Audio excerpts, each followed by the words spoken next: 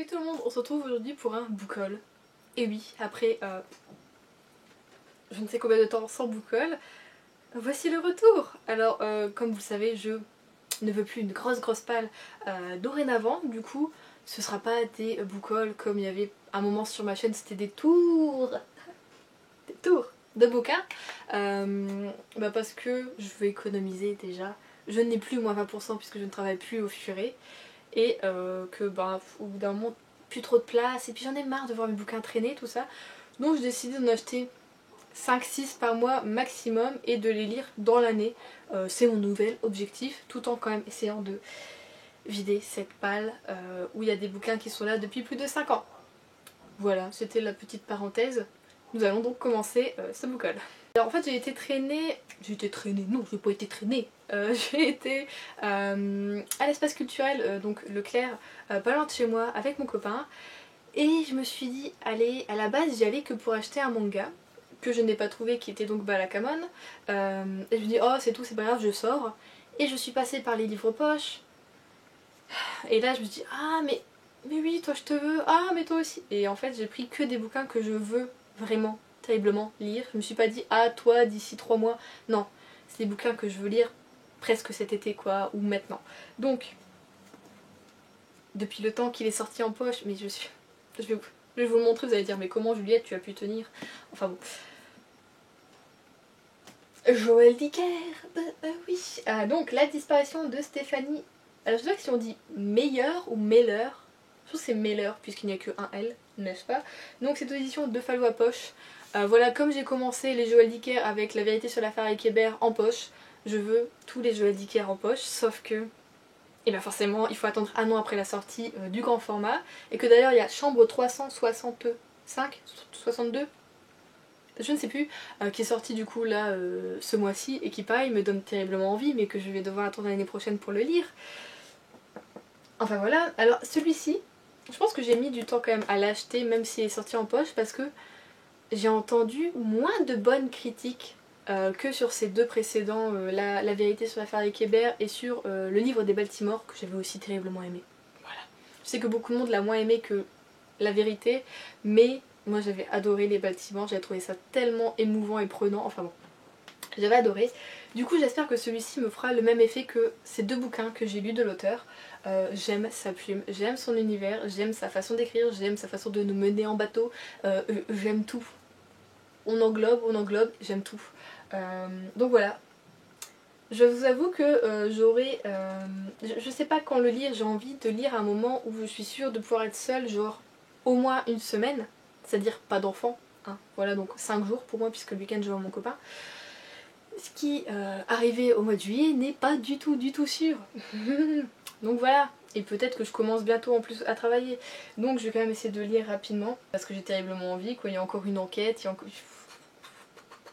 Même si voilà, j'ai entendu moins bon, moi en tout cas il me donne envie et j'ai envie de le découvrir.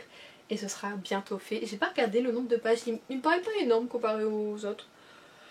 826, bon, franchement ça va encore, hein. C'est Joël Dicker, ça se dévore, puis c'est tout.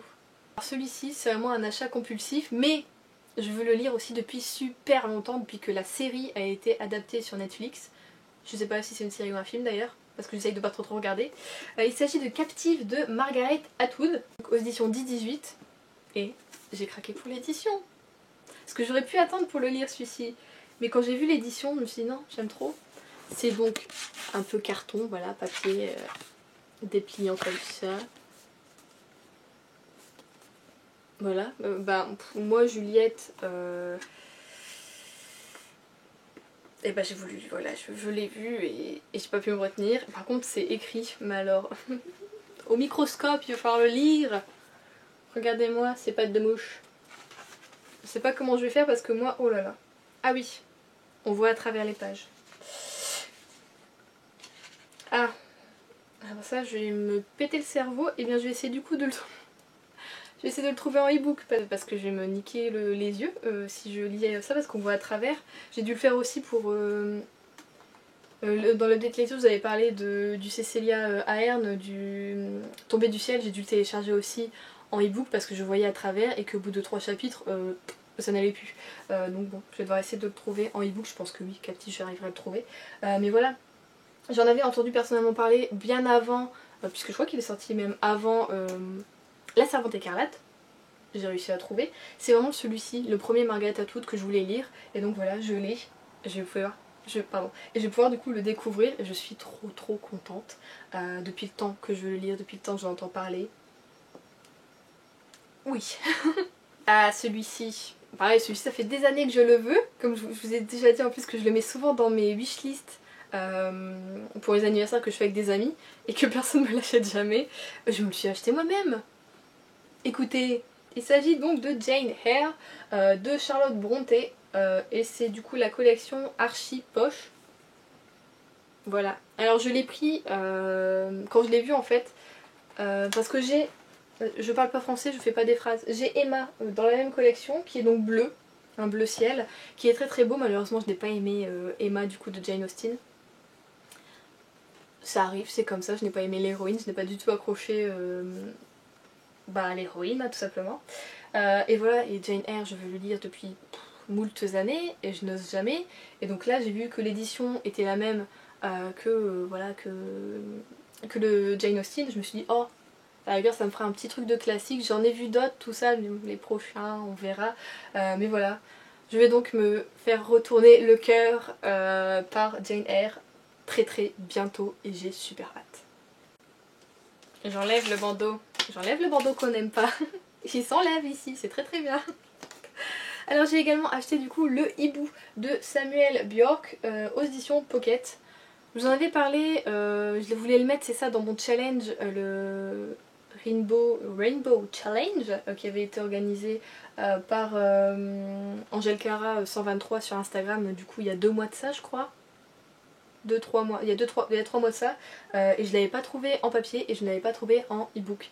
Donc je n'avais plus pu le lire, et donc le voici. J'avais adoré donc un autre roman qui était Je voyage seule, qui était un peu terrifiant puisque c'était avec malheureusement des meurtres d'enfants, donc c'était très prenant. Là je crois qu'on a aussi encore avec une jeune fille si je me trompe pas. Un corps de femme, oh je pensais que c'était une jeune fille, bon c'est une femme. C'est pas mieux non plus, mais bon.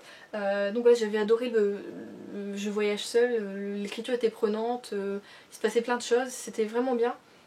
Et du coup voilà, je voulais découvrir d'autres bouquins de l'auteur. Si je me trompe pas, du coup c'est avec les mêmes enquêteurs. Oui c'est ça. Donc c'est on va dire une sorte de suite de tome 2 du coup de Je voyage seule et j'ai hâte du coup de voir ça. Je pense le lire cet été parce que j'aime lire des thrillers l'été. C'est comme ça. Et on finit les bouquins avec, vous le savez, c'est impossible de faire une année sans, c'est impossible de faire un été sans, pour moi, maintenant depuis 3 ans maintenant je dirais. Agatha Raisin, évidemment, de MC Beaton. Donc là c'est le tome 11. Oui, le tome 11 qui est donc L'enfer de l'amour. Alors j'avais beaucoup aimé le tome 10, il s'était passé un truc à la fin de ça, j'étais là, non mais pourquoi et donc voilà, j'ai hâte de retrouver Agatha et de voir encore dans quelles emmerdes elle va se mettre et comment va se passer sa vie sentimentale. Enfin voilà, j'aime tellement cette Agatha Raisin, j'aime l'écriture, je suis tellement triste quand j'avais appris, je m'en souviens, le décès de l'autrice, je me dis il y aura donc vraiment une fin. Je sais pas si elle avait écrit une vraie fin à Agatha Raisin, mais je sais qu'elle avait commencé une autre série qui était également un cozy mystery, mais qui me donnait moi un petit peu moins envie, donc moi je reste là-dessus jusqu'à la fin. Et donc voilà, quand j'arriverai à la fin, voir si... comment tout se finit pour Agatha Raisin, est-ce que c'est une vraie fin ou pas. À la rigueur, je me dis que si c'est pas une vraie fin, c'est pas forcément très grave. Moi aussi un peu quand même, on aime bien avoir des vraies fins. Mais enfin bon, je n'y suis pas du tout, je ne suis qu'au tome 11 alors qu'il y a plus d'une trentaine de bouquins qui sont sortis en fait, que l'autrice a écrit donc en anglais et que nous on édite petit à petit. Mais voilà, j'aime toujours terriblement Agatha Raisin et du coup bah voilà, un été sans Agatha c'est pas possible pour moi, donc mon petit trésor. Donc après ça on passe au manga. J'ai donc été à Lille pour acheter mes mangas puisqu'ils ne les avaient pas à l'espace culturel, j'étais au Furet du Nord et il n'avait pas Ballakamon. Enfin, il l'avait, mais il me fallait le tome 4, 5, 6. Ouais, je voulais en prendre 3 d'un coup. Mais ils avaient le tome 1, 2, 3. Et ensuite, 14, 15, 16. Du coup, bah, j'étais trop deg. Donc voilà, je sais pas où je vais pouvoir trouver cette série. Peut-être à Cultura. C'est vrai que Cultura niveau manga, souvent ils sont bien lotis. Faudrait que j'y passe pour voir. Sinon, eh bien écoutez, internet, ou alors commander dans ma librairie. Mais bon, c'est tout, bah la commande je continuerai. Mais j'aurais adoré les lire cet été, donc je vais vraiment essayer de me les procurer bientôt là. Du coup, c'est pas grave, j'ai acheté la suite de Blue Exorcist, que je tiens. Oui, je les tiens à l'un doigt, je pensais pas. De Kazue Kato aux éditions Kaze, donc j'ai le tome 5, le tome 6 et le tome 7. J'ai été raisonnable, je n'en ai pris que 3. Voilà. Parce qu'on sait jamais avec les shonen, des fois ça passe ou ça casse. Pour le moment, les 4 premiers tomes sont passés comme une lettre à la poste, j'ai adoré, mais vous voyez, des fois c'est un petit peu trop, et on sait jamais, mais c'est vrai que j'ai adoré l'animé, donc je me dis que le manga, je peux que l'adorer également, jusqu'au bout en tout cas.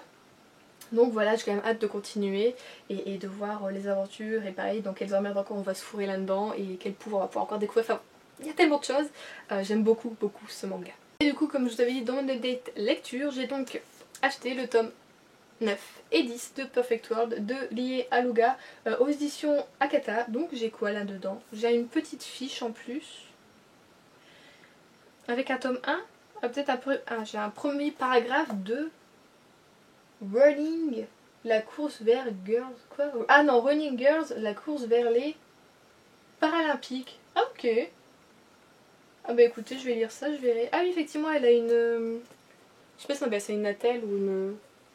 pour courir. Je trouve ça tellement cool, à chaque fois qu'on... Enfin bon, je trouve ça vraiment cool. Ah mais en plus elle est customisée. Ah bah écoutez. Bon c'est cool, j'avais fait attention qu'il y avait quelque chose, mais j'avais pas lu du tout ce que c'était. Bah ça peut être cool. Alors de ce que je pense en tout cas, dans ma tête, dans la petite tête de Juliette, parce que j'ai pas été voir les versions originales, mais je crois que le tome 10 c'est le dernier de Perfect World, n'est-ce pas? Qui est sorti du coup au mois de janvier cette année. En tout cas 10 tomes ce serait bien, parce que après je pense que ce serait un petit peu trop tourné en rond, vous voyez, au niveau de cette relation, au niveau du handicap, tout ça. Mais voilà, j'espère du coup aimer jusqu'au bout. Je suis en train de regarder, non c'est pas la même autrice. Voilà, j'espère que, si c'est la fin en tout cas, parce que je sais pas, que ça se finira bien, en apothéose, que tout va bien. Moi j'aime quand ça va bien. Bon, normalement les shoujo, ça se finit bien. Oui, regardez, ça se finit bien. Bon bah je verrai ça d'ici... Je sais pas quand est-ce que je vais le lire. Non mais ça va pas tarder, hein. D'ici fin août je saurai du coup ce qui se passe dans ce tome 10. Hey! Et bien voilà, le retour du book haul n'était pas si gros, mais finalement il y avait quand même de quoi faire. Je suis contente, ça m'a fait du bien après ce confinement et après beaucoup de mois en fait sans acheter de bouquins, surtout neufs. J'ai acheté beaucoup d'occasions à un moment. Ça m'a fait du bien de ressortir et de farfouiller un peu en librairie. Sans trop traîner non plus, hein, voilà, mais de sortir, de voir des bouquins, ça m'a donné envie, et du coup voilà, j'ai l'impression que bizarrement, depuis quand je les ai achetés, je relis un petit peu mieux. Alors je sais pas si c'est parce que j'essaye du coup d'enlever un petit peu dans ma palle pour pouvoir faire rentrer les nouveaux que j'ai achetés, mais en tout cas je suis super contente, ça m'a fait du bien, ça m'a fait plaisir, voilà. J'espère que vous avez eu de bons achats ou de bonnes acquisitions ce mois-ci, ou pas du tout si vous essayez de faire un no-buy, on sait jamais, si vous essayez comme moi de faire baisser un peu votre palle. Je vais essayer de mettre le turbo moi personnellement au niveau lecture pour retirer un petit peu encore la petite poussière là qui reste dans la palle. Ce serait pas mal, n'est-ce pas? Je vous souhaite en tout cas de très bonnes lectures, je vous dis à la semaine prochaine, bisous!